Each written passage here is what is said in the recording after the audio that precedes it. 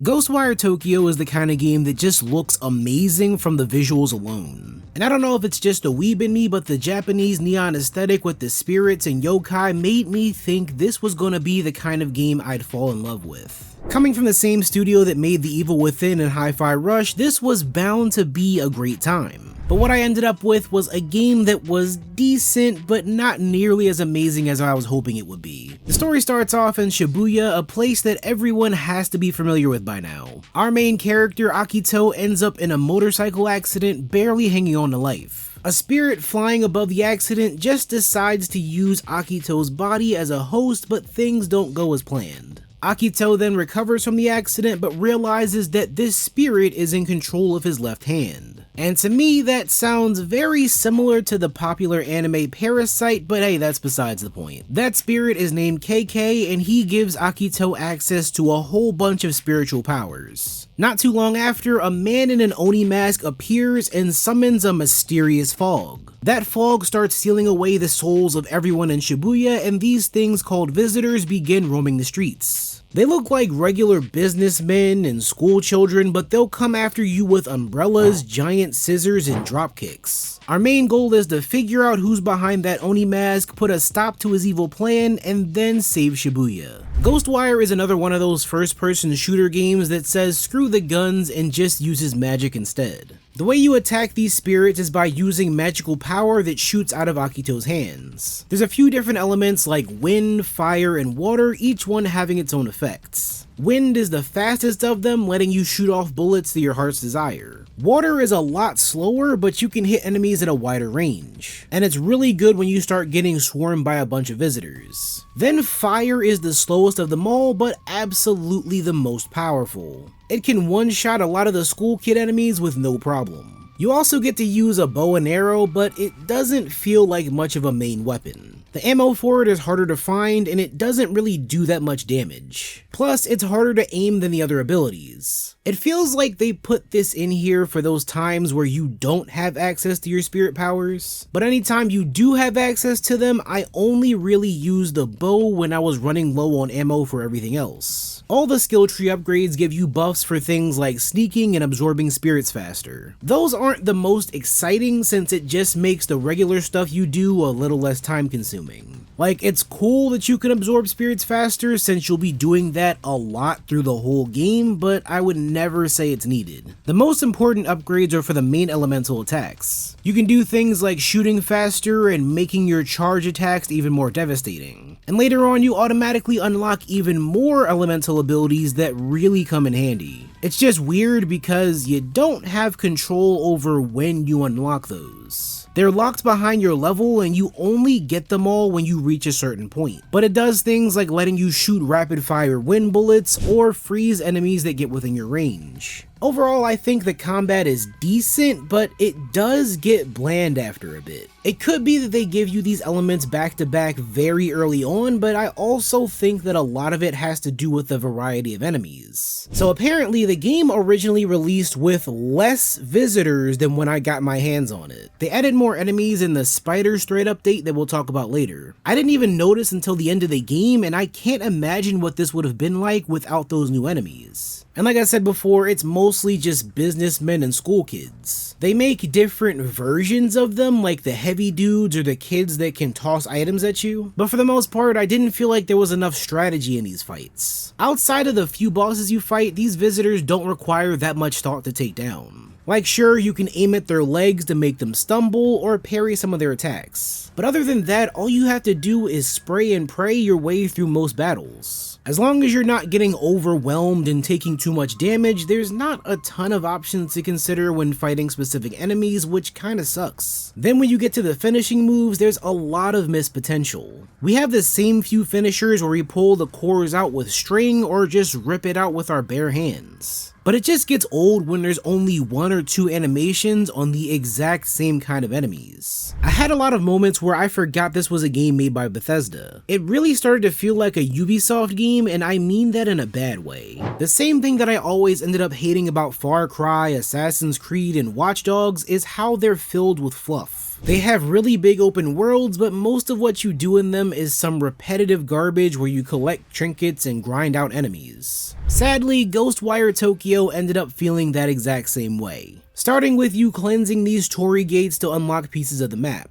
just like any regular tower capture in a Ubisoft game. Then we have so many missions that unlock, with a lot of them being pointless. For every quest that does have a decent little backstory and lore to it, you get another 3 side quests that are total waste of time. Like a mission where you need to help out a spirit who has regrets about not being able to take a shit in the public restroom. So you have to go and deliver rolls of toilet paper to the spirit inside the stall so the other spirit can get in there afterwards. Take a spooky dookie.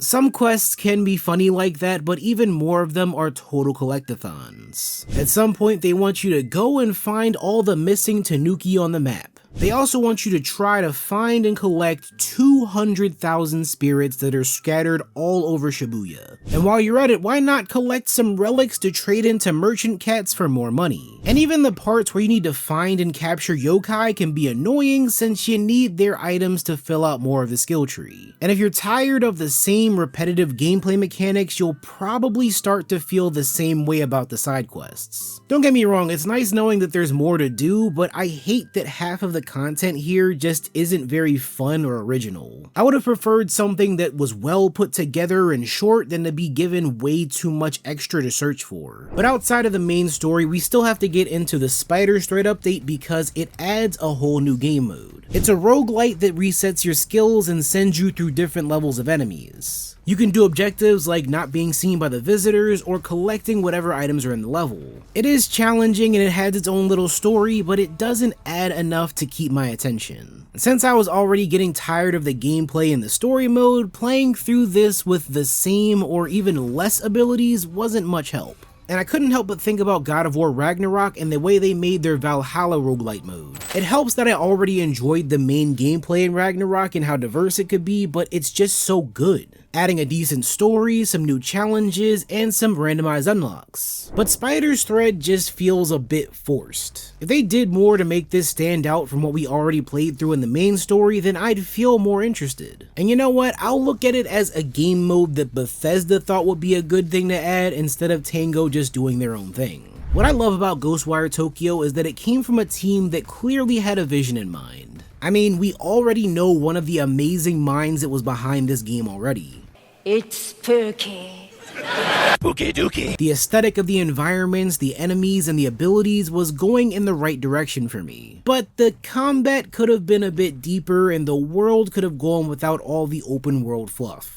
And I can see why this was a game that people talked about for a little bit and just kinda left in the dust. And it's sad seeing that Microsoft put this game's development studio on the chopping block not too long after it came out. Luckily, the studio did get saved by Krafton, the South Korean company known best for PUBG. But at the end of the day, it's all up to who allows Tango to express themselves creatively. I already talked about Hi-Fi Rush when that came out, and that was the kind of game I know them best for. Something that oozes with creativity, style, and fun gameplay. So even if Ghostwire wasn't exactly what I wanted, I appreciate all the style that did go into it. But what do you think about Ghostwire Tokyo? Let me know your thoughts in the comments. Subscribe for more videos just like this one, and I'll see you all in the next video.